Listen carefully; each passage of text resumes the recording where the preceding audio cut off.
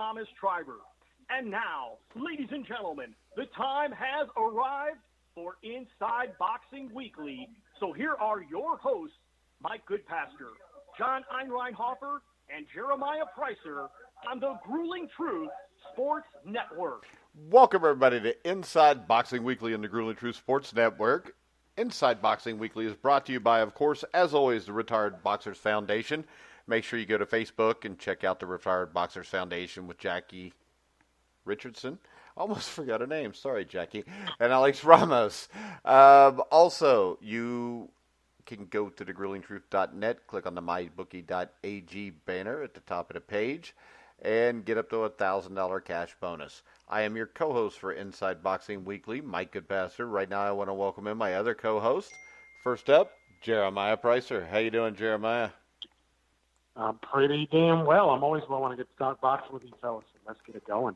All right. And next up, of course, as always, our resident lawyer, John Einreinhofer. I'm having a hell. It's been a while since we've done this show, John. I can't even remember everybody's name.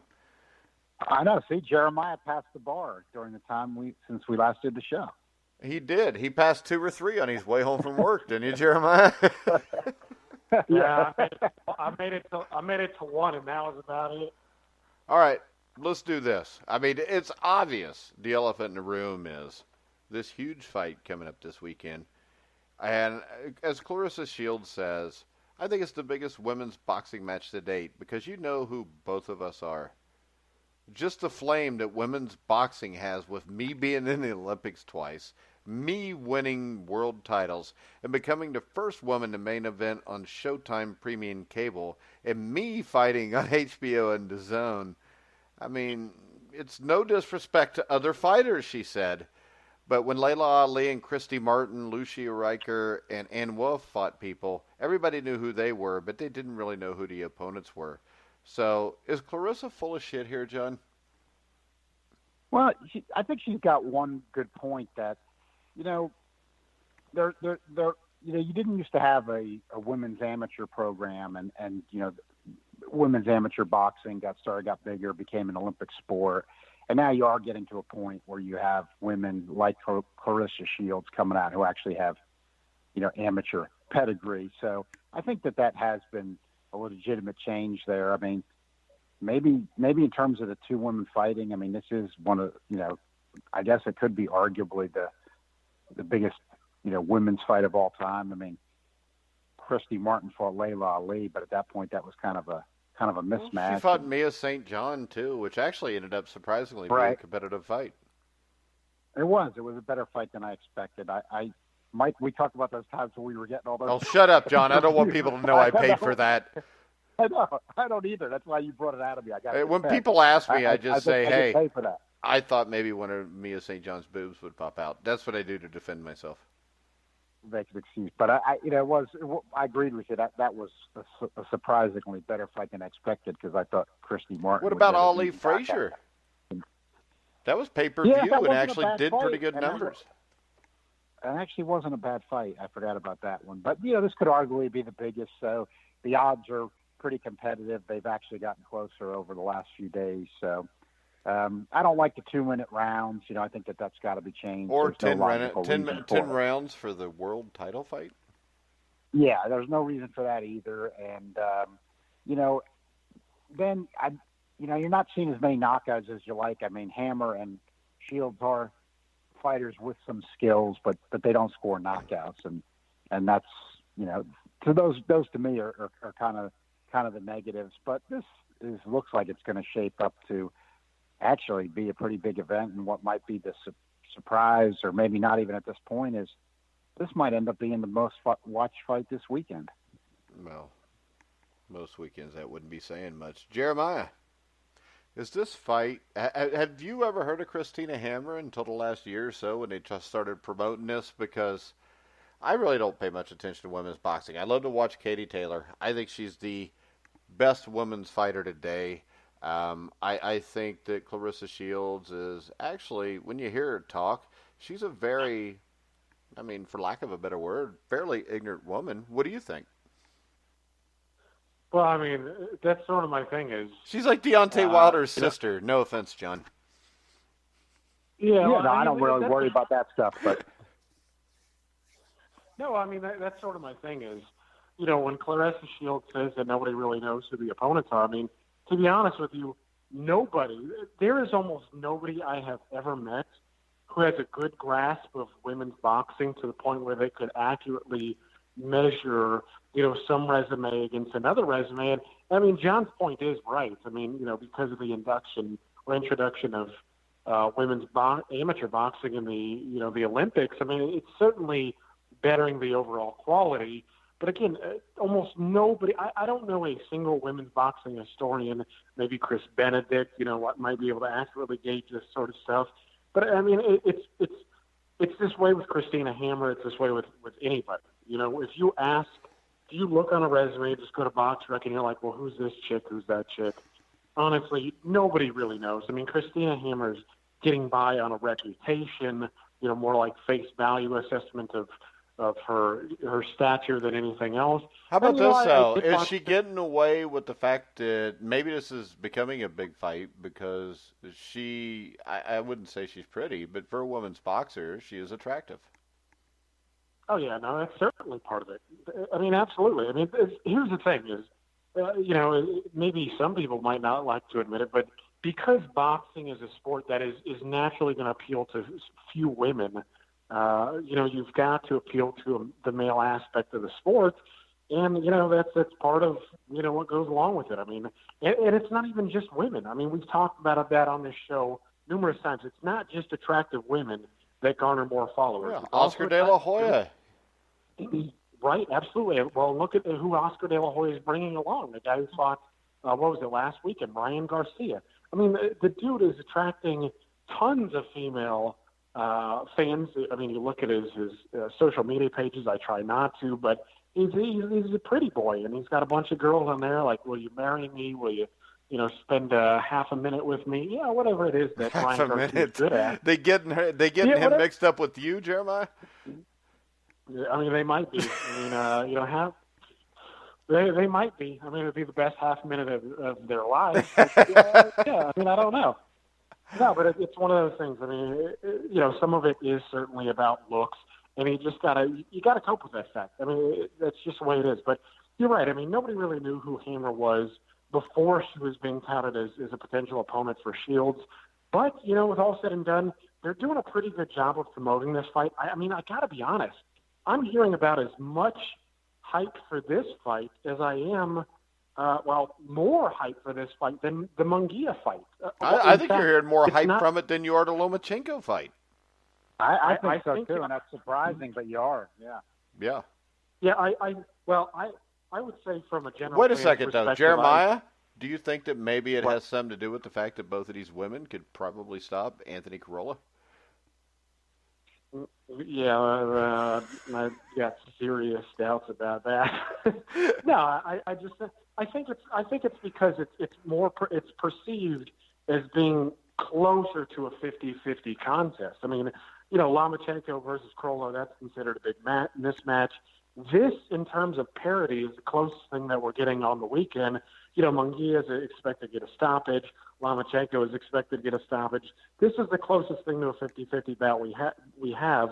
And I think in regards to the promotion and everything, I mean, this is the biggest women's fight that I can remember. But to be honest with you, I'm kind of like you, Mike. I haven't really paid much attention to it, so I don't really know. Okay. So if you have to pick a winner here, John, who are you picking? I'm going to go with Shields. She has had some moments where she's, here and there maybe looked a little vulnerable. I thought she'd come out in the pros with a little more power than she's shown, but her skill level is good, and she throws enough punches, and she's got good hand speed, and I think that Hammer has shown that she's a decent boxer, and she's got height and some length, which could pose some problems. She's got advantages on Shields there, but Hammer really, in terms of any pop at all, when I've seen her fight, she just doesn't have any pop. And I think what I see in this fight is they both got pretty good boxing skills, but if anybody's going to land better punches in the fight, it's going to be Shields. And that's kind of what I see happening. I don't think she'll be able to stop her because she doesn't hit that hard either.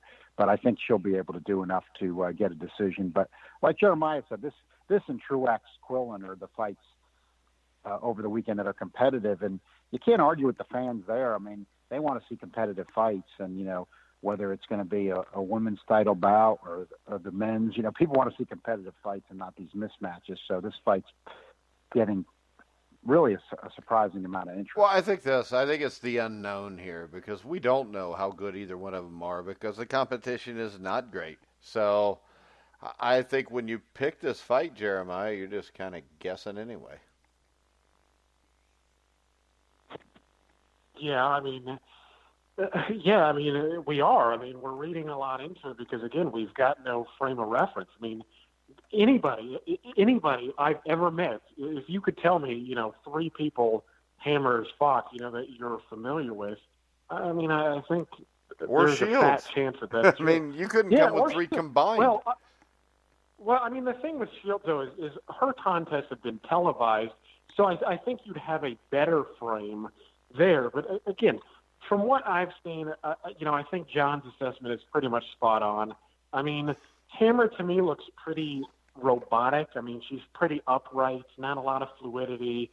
She sticks a lot behind the jab. The 1-2s are kind of her bread and butter, but she has more of a touchy kind of style where she, more like a Winky Wright type thing where she's not really punching through you. She's just punching a score. And Shields, she's got greater diversity. She does have greater movement. She can, Hammer seems pretty defensively tight to me. Shields is pretty good as well, but Shields can be touched. I mean, we saw in her last fight, I believe she was dropped in her last fight. She can be hit as well. So I wouldn't be surprised if it ends up turning into be, more of an action fight than some people even, believe it may be. But it is. It's a guess for me. I don't really know. I haven't seen enough of Hammer. I think I've seen 2 of Hammer's fights. I think I've seen 4 of Shields' fights. I favor Shields. I think she's quicker. I think she's more athletic. But I just don't know. I mean, I wouldn't be surprised if, it's touted as a 50-50 fight, but Hammer gets her ass whooped. I wouldn't be surprised if that happened at all. Because, again, we don't really know. I wouldn't be surprised if either one got their ass whooped. No, I wouldn't be either. I mean, again, because like I said, Hammer was touched, quite a bit in her last fight. She was dropped, and wasn't Shields dropped in her last fight? Yeah, that's what I meant to say. Shields was dropped. Okay. Yes, Shields was dropped. Yes. So yeah, again, this could go either way, and I wouldn't be surprised no matter how it turns out.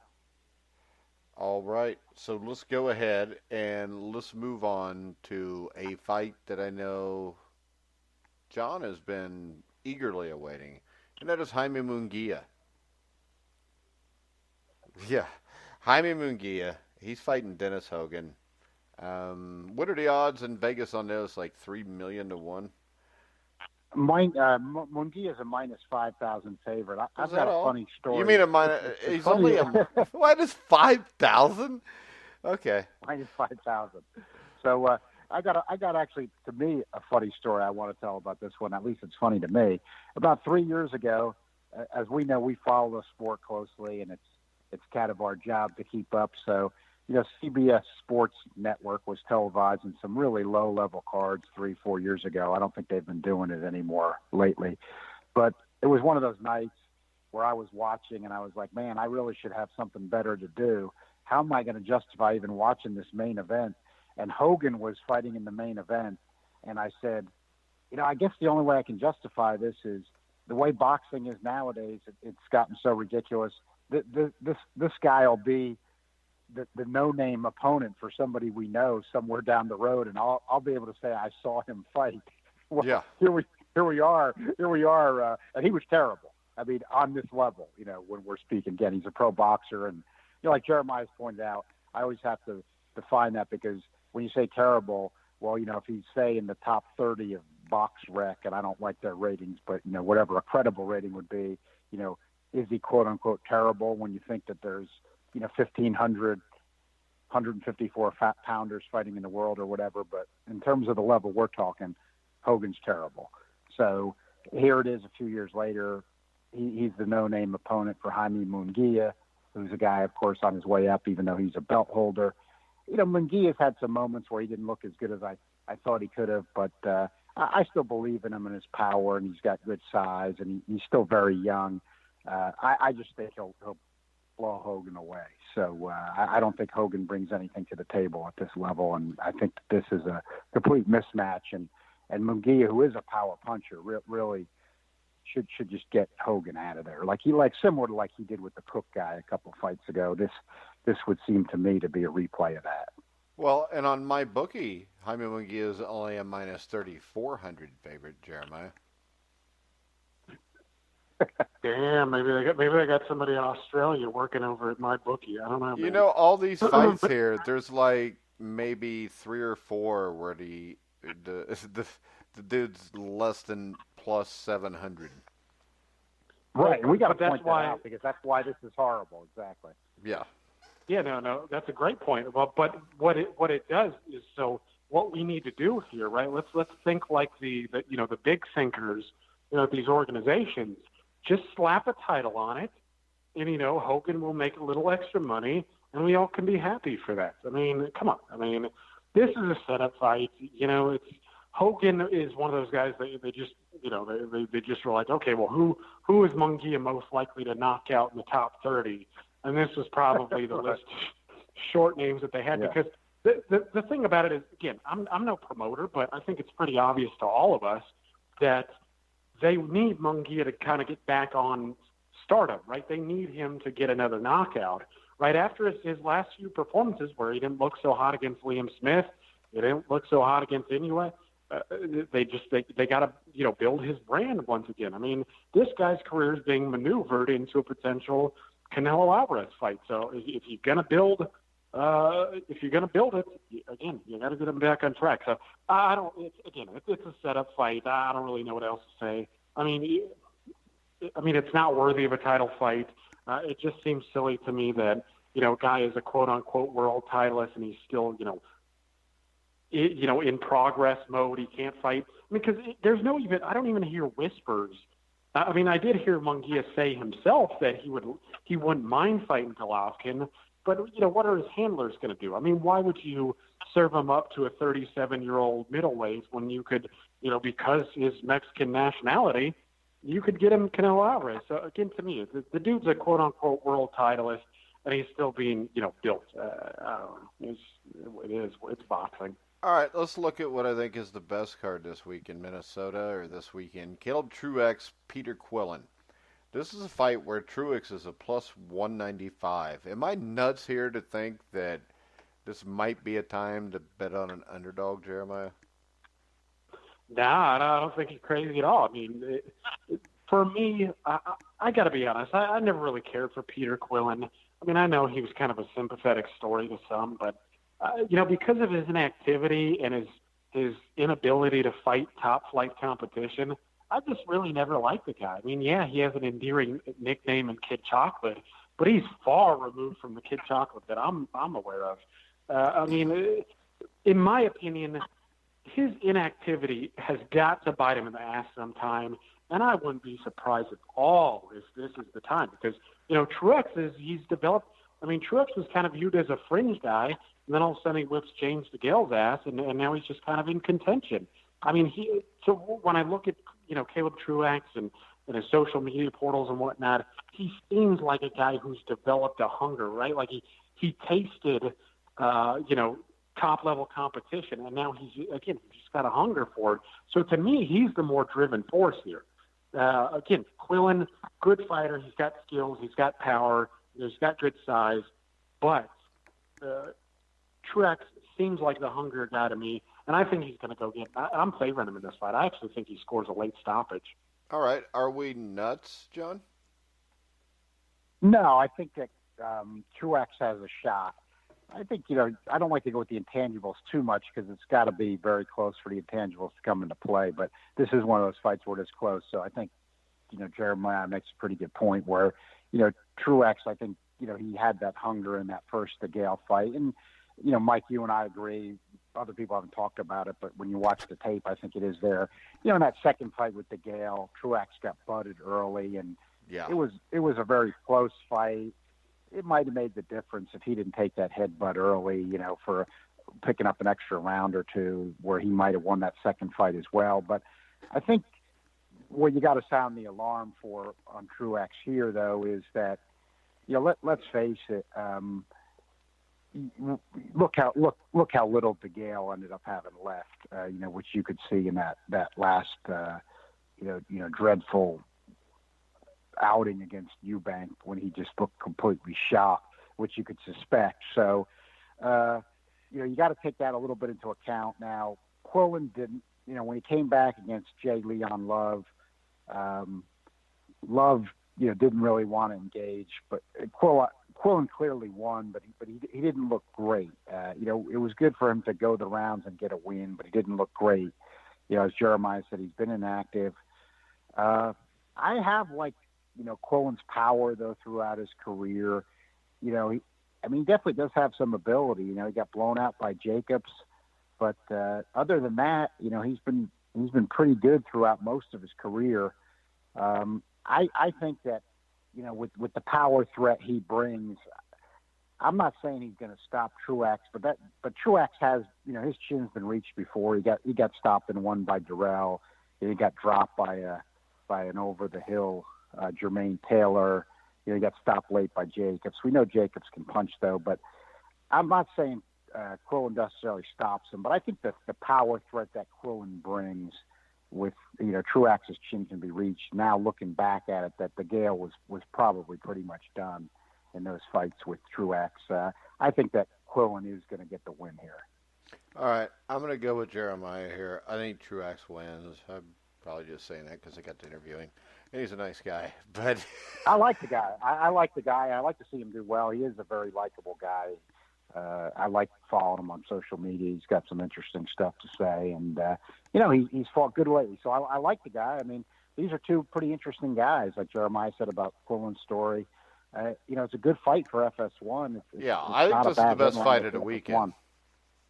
Yeah, no argument there. This might very well be the best fight of the weekend. I'm looking forward to it, and Joey Spencer is going to appear, unfortunately, against low-level opposition again. But Spencer is one of my top couple prospects in boxing, so I wish he'd be against better competition, but I like seeing him. All right, and also on that card, we've got Jack Kolke against Sergey Derevyanchenko. What do you think here, Jeremiah? Kolke, I don't think he's not a bum. He's a tough guy. He lost the decisions to Selecki. Lost a split decision to Andrade. What kind of chance you think he's got here? Plus, he beat Dennis Hogan, so we know he doesn't suck. Oh, dude, we know he's probably next in line for Munguia. I mean, shit, the rate this is going. So I've seen Kolke a number of times. I watched him against Andrade. He's a work rate kind of guy. Not big power, not particularly, not blinding speed. His chin's all right. He's okay. He's just in terms of skill set, he's not really going to blow you away with any of his attributes. To me, though, I think his style plays much more into Derevyanchenko's hands than it did against Andrade or anybody else he fought. To me, Andrade is more of a boxer, mover type guy, And Derevyanchenko, with a guy coming at him like that, Derevyanchenko is probably going to meet him head on, and it's just going to be these close quarters, combat. And Derevyanchenko's combination punching, his speed, his timing, it's just going to be too much to Kolke. And I think Kolke is going to get stopped.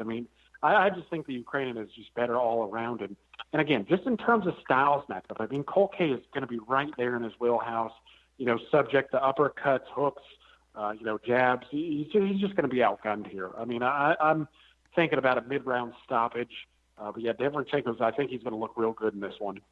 All right. John, you agree? Yeah, I like Derevyanchenko. He fought Jacobs close. I thought Jacobs clearly won the fight, but it was a competitive fight. He fought him tough. I would have liked to see Derevyanchenko in against a better opponent than Kolke at this point.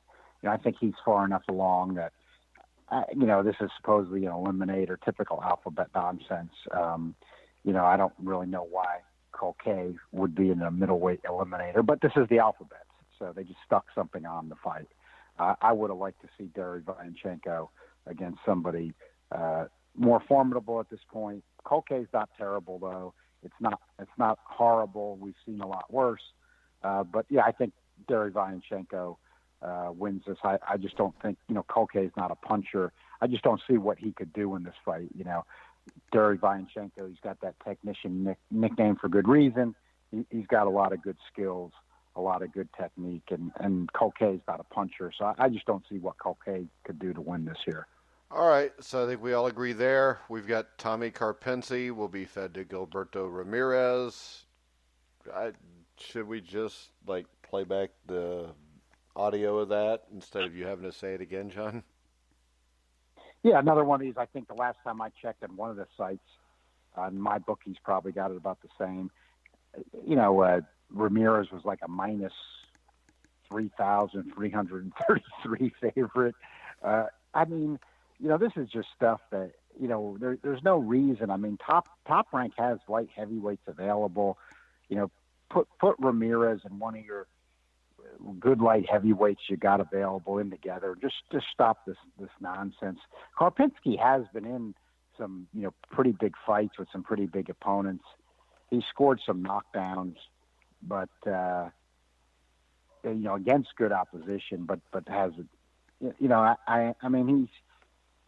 beat Chad. He beat Chad Dawson, didn't he? That was split decision. He had trouble with him. But then he's fallen short against everybody else. Stevenson blew him out of there. He didn't show anything against Stevenson. He's just Ramirez. People get annoyed, understandably, with who he's been fighting, but he's probably still a little bit better than people think. He is one of those guys, I think, that tends to fight down to his opposition a little bit, which is bad for him not making himself impressive. But I think, the 7-pound difference is meaningless. People get caught up in that nonsense with these needless weight classes. I mean, he'll stop Karpinski. I don't think he'll have any problem with him. And, you'd just like to see him also in a better fight. All right, Jeremiah, same thing as always. Let's see. Hey, well, why do you sound so enthusiastic when you? I mean, come on, man. This is a barn burner waiting to happen. I mean, underrated. This is the most underrated fight of the weekend. No, I mean, I don't know. Like John said, Karpency, he's a go-getter. I mean, he is a guy that comes to fight. He doesn't lay down. He did knock Gvozdyk down. He did upset Chad Dawson. Yeah, he did have some difficulty, but Dawson was the comebacking fighter in that fight. So people were thinking, hey, this is just a stay busy thing until Dawson can kind of work himself back in. But Karpency upset the apple cart in that situation. So he is tough, but he's outgunned here. I mean, that's all there is to it. It's not an exciting fight. The only thing I can take from this is that there are whispers that Ramirez might drop down to 168. He's already there anyways. But he's moved up for this one fight. But there are rumors that he may fight Callum Smith, and that I can get behind. He's not going to fight Callum Smith. Yeah, I think that's the Arum playbook.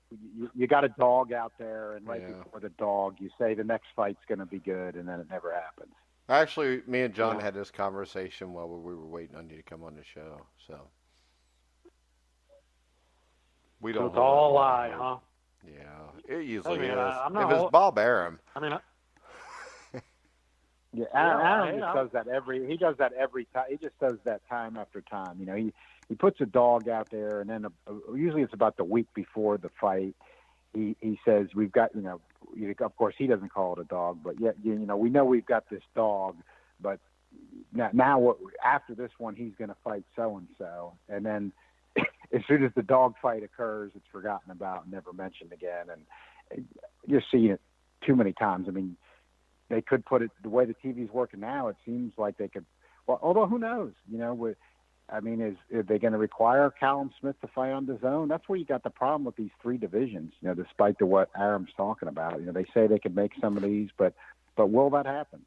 I don't think it'll happen. But and they'll be saying, he'll be saying something about Lomachenko fighting somebody else too, and then it won't happen, and it's boxing in 2019. Yeah, and we're going to continue to talk about boxing in 2019, whether you like it or not. And we're going to bring up Jeremiah's man crush, Vasyl Lomachenko, who will be fighting John's man crush, Anthony Crolla, this weekend. So, crushes for different reasons. I'm just kidding. That just means that John could crush Anthony Crolla in an actual street fight. Yeah. But Jeremiah, Jeremiah. Crolla will be at the top of my man. If I had a boxer man crush, it wouldn't be Anthony Crolla. Who would it? That's what I was going to say. Who would it be? And now you can't get out of this. Go ahead and answer. Yeah. Just saying, if forced to have one, I don't think it would be Anthony Crolla. Well, who's your man crush? You got one, because we could tell by the way you said it, couldn't we, Jeremiah? Yeah, I could hear him blushing over. I think it's Canelo Alvarez. What do you think, Jeremiah? Oh, yeah, I think that's a real good shout. Come on, John, give it to us. We'll take that as a yes. He didn't answer. Let's see. Yeah, it would have to be. Are we making somebody that could fight? All right, we were just trying to make it so, the show wouldn't have the same overtone. But it does, because Anthony Crolla is challenging Vasyl Lomachenko. What do you got, Jeremiah? Well, again, let's look at the odds here. I mean, it's a mismatch. I mean, to a degree, it tells you how good Lomachenko is, that he could be fighting a guy ranked inside the top 10. People are just kind of blowing it off like, this isn't. Because if Crolla was fighting somebody like Luke Campbell, there'd be a little more excitement. It'd be a decent-sized domestic showdown. You expect some fireworks in that one. Though Crolla's not really dealing with heavy artillery there. But in a sense, it shows you how good Lomachenko is, and it just gives you the feeling, however, that you really got to see Lomachenko fight 3 times this year. If he's again, as good as he is, Crolla is more of like a tune-up kind of guy. Comey is really where our attention was. Mikey Garcia would be where most of our attention could be. Gervonta but Davis, whether or not I'd take that too. Yeah, or Davis, but that that even seems. I'm really disappointed in. Davis, he started to woo me a little bit with that Michael Jackson intro, but as much as he avoids talking about Lomachenko on Twitter, it's a turnoff, man. It really just reminds me that I just feel like, Floyd Mayweather's behind him with his hands on his shoulders, whispering in his ears like, hey, you're younger, you can wait him out. Let's wait for, some slippage. And to be honest with you, Lomachenko's already slipped a little bit. He's not at the peak of his powers at 120, at 135. So, make it to where it makes sense for a lot of us. But again, if Mayweather, we're talking about the Mayweather School of Economics there. Who knows when it's going to happen? It's just disappointing to see. And they're well, if you've heard the rumors, Gervonta Davis is at least supposedly, might be fighting Gamboa. Another guy that he's going to be a heavy favorite over, only slightly more interesting because Gamboa actually had talent. But yeah, it's disappointing. But back to this fight, you want to see Lomachenko fight 3 times because of it. But he's just playing. It's like, what do? You beat up Crolla, maybe you get Comey, and then you try to get Luke Campbell, to unify the trinkets. I don't find it that interesting. I would rather see him go down to 130 and fight, try to fight Davis or even Burchelt. Maybe hope that one of the guys at 126, like Leo Sandler, that's probably not going to be made because of politics. But none of those have that much appeal to me. And I think even Lomachenko realizes that he's just kind of at his stopping point in terms of weight. But this is a one-sided match. I've heard some people say, hey, Crolla's tough. Don't be surprised if this goes distance. I think Lomachenko feels like he has something to prove after the Pedraza and Linares performances. So I think he's going to body punch the hell out of Crolla, bang it like a drum, and I think he's going to get him out of there earlier than a lot of people think. All right. John, I would think the biggest question to me is how quickly he gets rid of him, because I think that we've seen slippage, but I think if this takes 6 or 7 rounds with Crolla, then I think that really raises some red flags. Yeah, that's all I'm looking for here. Last I checked, I saw Lomachenko's about a minus 10,000 favorite, which is ridiculous. And Jeremiah's right about Crolla's technical standing with the 17 weight classes, but that's the problem with too many weight divisions. If you had the 130 guys in there, if there was no 130, which, you don't need a 130, Crolla, if there was one champ of division, Crolla's, to me, he probably one thing lead to another wouldn't be ranked. They're claiming it's an alphabet mandatory, which is just a smoke screen for a garbage fight. You got a guy in Crolla who just got lost twice, not once, but twice to Linares, who got blown away and won by Pablo Cesar Cano. And, Lomachenko already beat Linares, of course, by a one-punch KO. But, I know, Mike, you and I always thought, Linares, that was close on the scorecards at the time he got stopped. And to Lomachenko's credit, I thought it was ridiculous people saying Linares quit and things like that. He didn't quit. He got hit with a one-punch body shot, which was nice by Lomachenko. But, right, he got beat. But Lomachenko did get dropped. And, he turned it on. He looked nice when he turned it on late against Pedraza, but he didn't get the stoppage. And even though these comparisons don't always mean everything, you can't help but at least look at it when you're trying to judge guys, especially with how infrequently the top guys fight each other. We saw Davis blow away Pedraza earlier. I think people are saying with Lomachenko, he slipped with the weight. I don't think he's slipping with in my opinion, it's not the weight. He had fought at 132 pounds in the amateurs. I think it's just that, the guy's in his 30s now. He had a lot of amateur fights, and even though he hasn't had that many pro fights, he's very technically skilled, but he's also a speed and reflex guy. And when you have speed and reflex guys, and they start getting into their 30s in the lighter weights, you're going to see some slippage. So I personally don't think it's because he's at lightweight instead of featherweight. I just think it's age and number of amateur fights.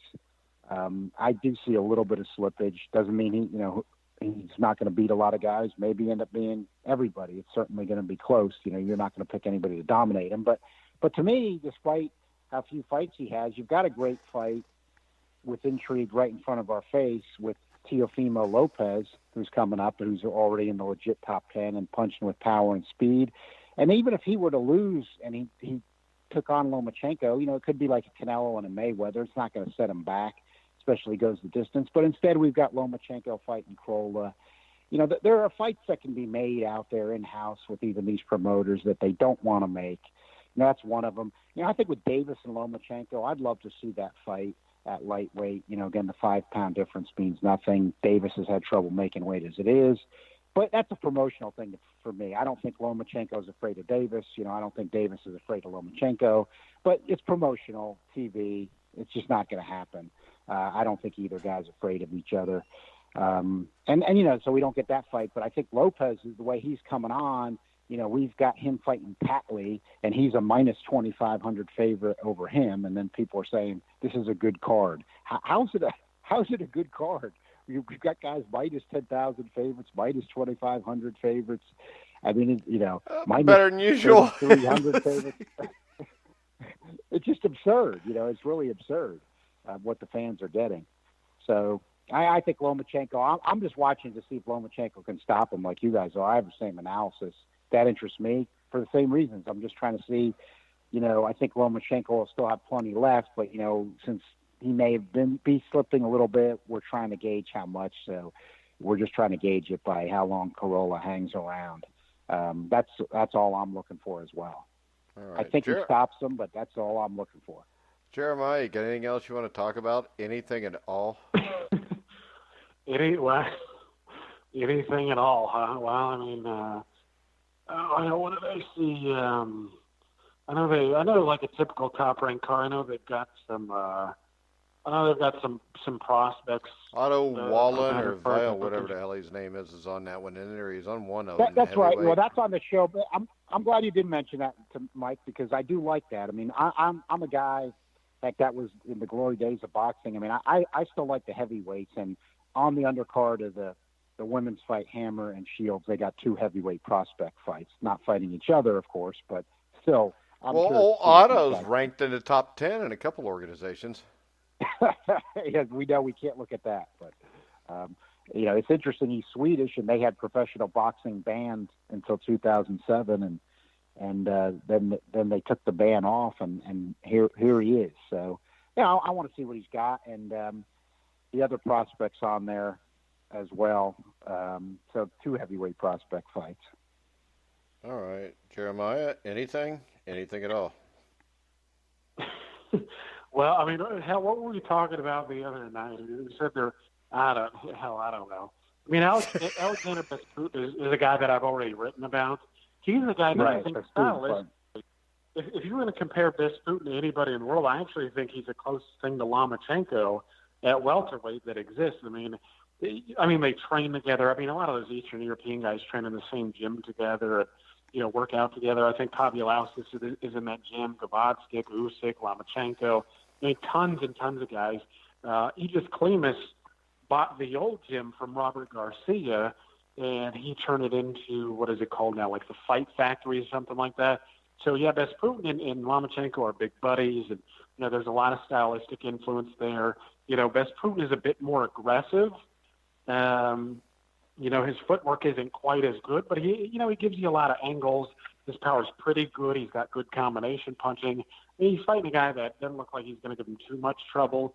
I've heard maybe that he might fight Mikkel Zuski, who was I believe was a top-ranked prospect there for a while, a guy from Canada, a pretty good fighter. Then he was upset by Konstantin Ponomarev. He was outworked in that fight, but he's a pretty good fighter too. But besides the prospects, I mean, I don't even know if they have odds on that or whatnot. But the guy doesn't look like he's going to give him much trouble. But I mean, if I were to talk about anything, I'd probably just end up, bitching. I mean, it's mismatches like usual, and because there are so many mismatches, after Lomachenko beats Crolla, it's just a lot of gossip at this point. And there's nothing real set in stone. 2019 seems like a pretty slow year, and we're just all playing the waiting game, hoping something pans out. Yeah. I don't think it will. I hate to sound so positive, but it just doesn't look good right now since we're like 4 months in, we're a third of the way through, and it looks like the bad thing to me is unless something changes, this is the way it's going to be for a long time, I think, John. Yeah, I've changed my philosophy reluctantly for the same reasons we're talking, that's just not looking good. I've said it recently on our shows. I'm staying with it this year at least. I hate to be like this. I'm going to keep pressure on where I can, even though it doesn't usually do any good about crossover fights between TV and promotional entities. But I've basically given up on that, where I'm going to focus on these 3 separate entities, basically, which you have U.S. TV does kind of drive the world on this, like it or not. You got the Zone, you got ESPN, and you got PBC, Fox, and Showtime. They're all together. That these 3 entities, they need to put the best guys they've got together. Stop making excuses.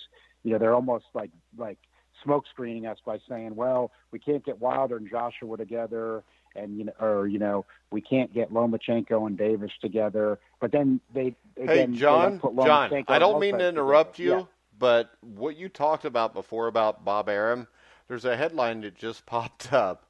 Bob Arum vows to make Spence versus Crawford after the Amir Khan bout. Right, that's what I'm talking about. So he always does that a week or two before the dog fight he's given you. Hey, wait a second. The story right under that, this is no joke, is Bob Arum says Mikey Garcia must fight Vasyl Lomachenko next at 135 after Crolla fight. Right, same playbook that he's been using for years.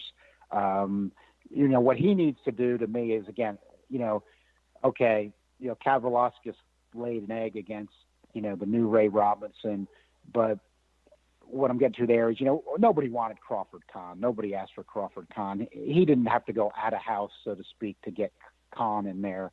I mean, Top Rank might not have that much depth, but I mean, I'm not saying Crawford's not going to beat him because he hasn't looked that good, but he's got Jose Ramirez available. That 140 to 147 means nothing. Everybody in the last 15 years who's fought at 140, who was good, has fought at 147. That's how meaningless these added weight classes are nowadays.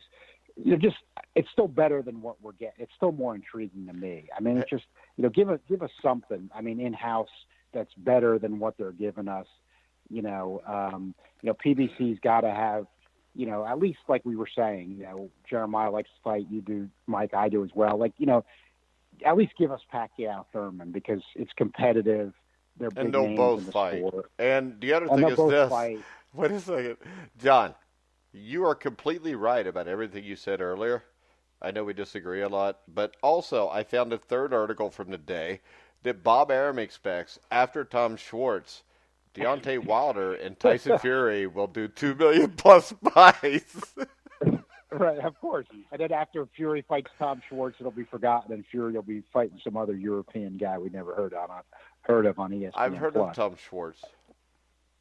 I have too, believe it or not, but he's not ready for that, probably. But hey, give Bob some credit. I mean, he's a promoter. He's promoting.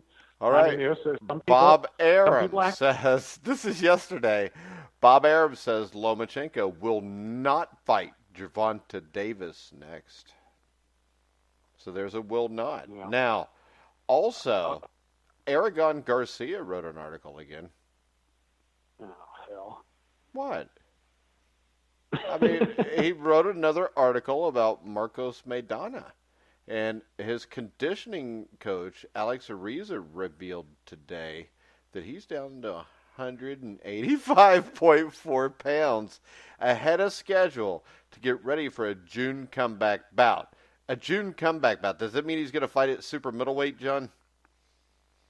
I think he's probably, as hard as it's going to be for him to make it, he's probably just looking at those PBC names and thinking he can get a payday. But, he just doesn't have a style that's going to translate into fighting, after having been off at an older age and with all that weight. So, that's when Maidana was active, I liked watching him, but that's why his comeback really. Hey, how about this? Because they're looking at his June comeback bout to be against Phil Lo Greco. That I believe, because they're going to have him fight some real soft opposition. Yeah, they're going to try to set up another Broner fight, don't you think? That's what a lot of people think. I almost think he's going to be more cannon fodder for maybe on the way to fighting one of the, bigger, better names at this point. But I think he's ultimately going to be used as cannon fodder for one of their main guys. Yeah, but see, this is the thing. If you put him in against Broner and Broner can beat him, then Broner can get another big-time fight. Well, that's what they might look at. I mean, I could see him taking that strategy. They may have Broner and Maidana fight in the meantime, and then one of those guys becomes sacrificial for the big guys with that fight in between to build it up a little better. But I don't think there's going to be any long-term strategy for Maidana or even Broner at this stage, except for because they still got, like, Danny Garcia's got to have some fights. In other words, they got a good problem to have, which they've got all these good welterweights, but then these guys had you've got to have some fights that at least have some intrigue. So, they've got to keep all these guys busy with some at least decent fights.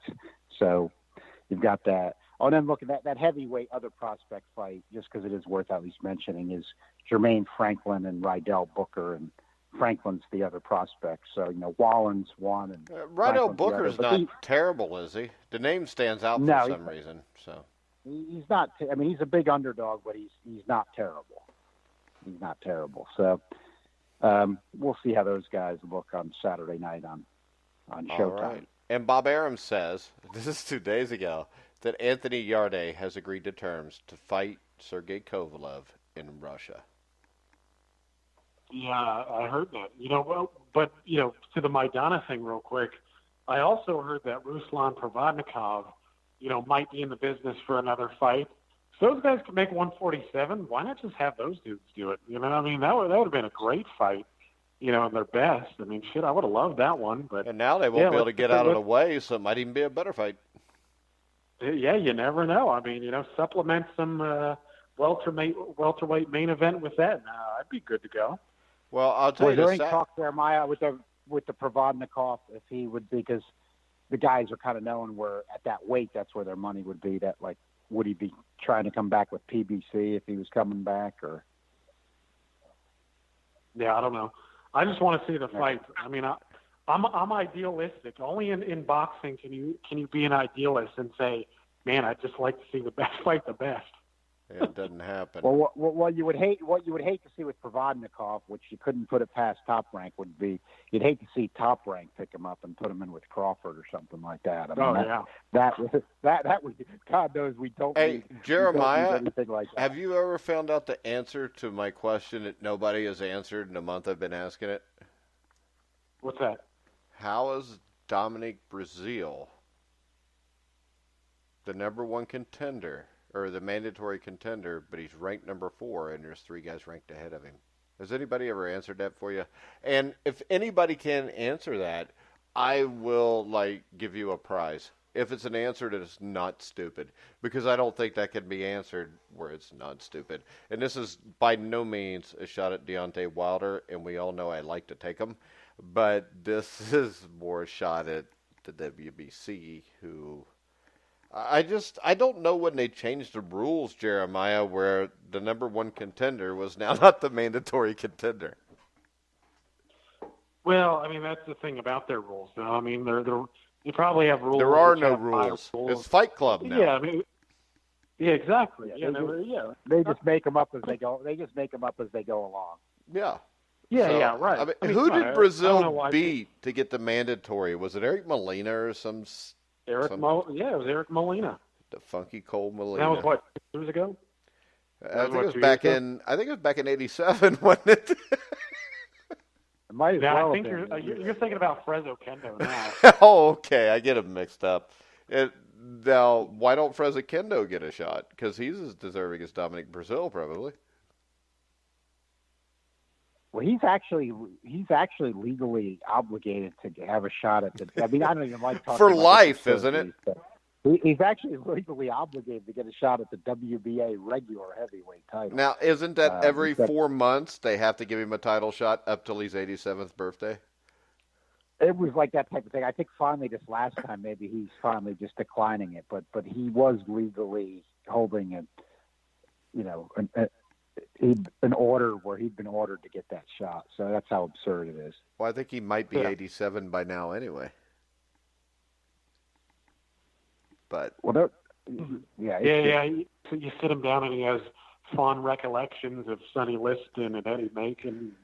Shit that didn't happen, and he's slobbering all over himself, and Manuel Charas still gets hurt and can't fight him. Jesus, dude. Well, don't disrespect the first German heavyweight champion, Max Schmeling, okay? But now, I did want to touch on one thing before, just kind of as my last word.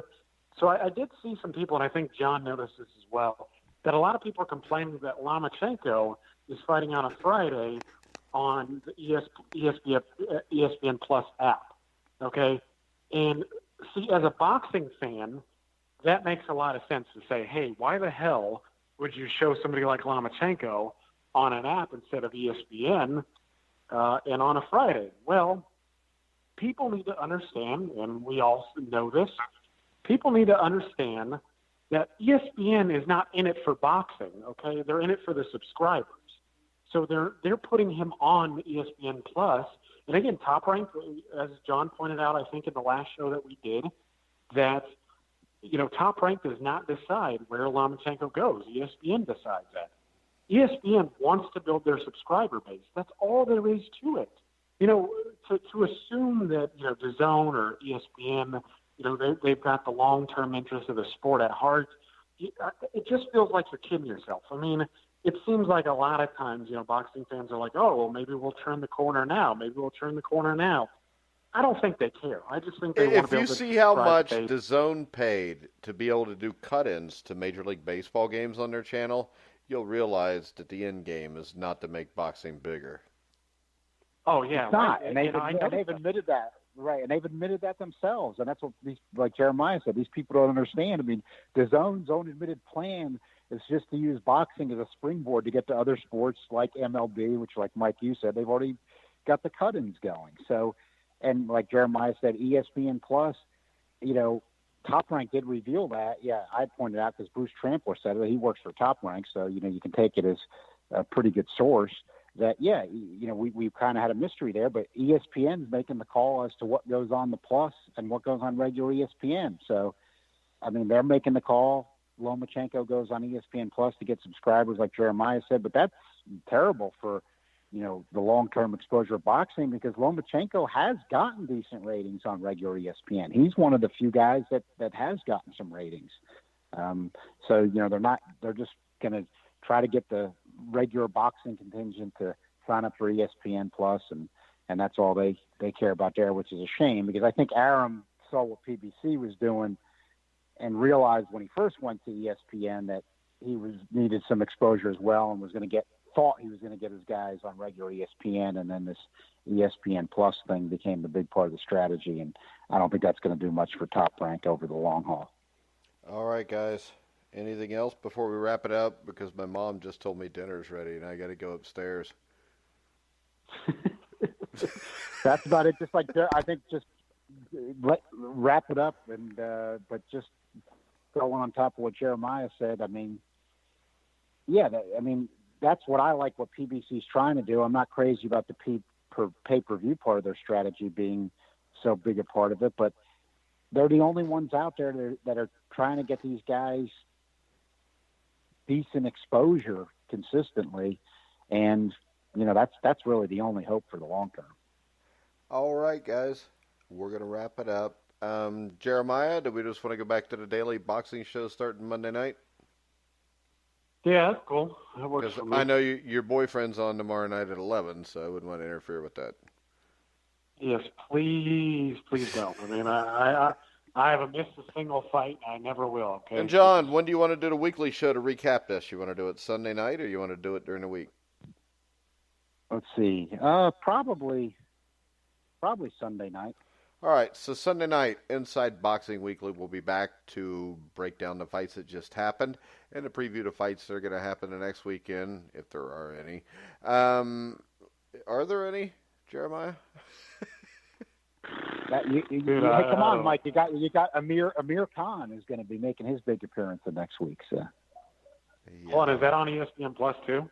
Is that on ESPN no, Plus? That's on pay-per-view. So that's going to be one of the lowest. That's going to be one of the lowest. Yeah, but they got Shakur Stevenson and Teofimo Lopez beating up guys that are very good also.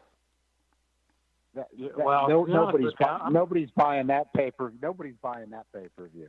No, they're not. I still don't know that anybody bought the other pay-per-views we've been seeing. I'm just taking their word for it.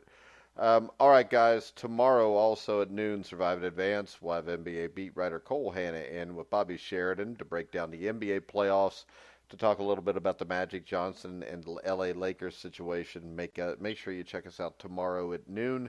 And then at 2 o'clock, me and Bobby Sheridan will be back to give you the top plays of the day in Major League Baseball. Also in whatever sports go on tomorrow. I think the NBA playoffs start Saturday. We may talk a little bit about that. Maybe a little NHL playoff action, so make sure you check us out. You can follow us on Twitter at Grueling Truth. You can follow John Einreinhofer at what, John? Real John Law? RealJohnELaw.com. RealJohnELaw.com. So make sure you go there. You can follow Jeremiah Preisser at TGTN Boxing. If you have any questions, make sure you send them out.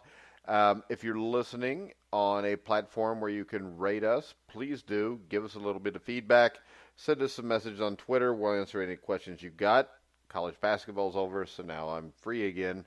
So we will start up and be every night again with the Inside Boxing Daily Show. Remember, you can hear all of our shows on Spotify, iHeartRadio, iTunes, TuneIn, Spreaker, Stitcher. Wherever you find sports podcasts, you'll find The Grueling Truth. So for Jeremiah Preisser, John Einreinhofer, I'm Mike Goodpaster. You've been listening to The Grueling Truth, where the legends speak.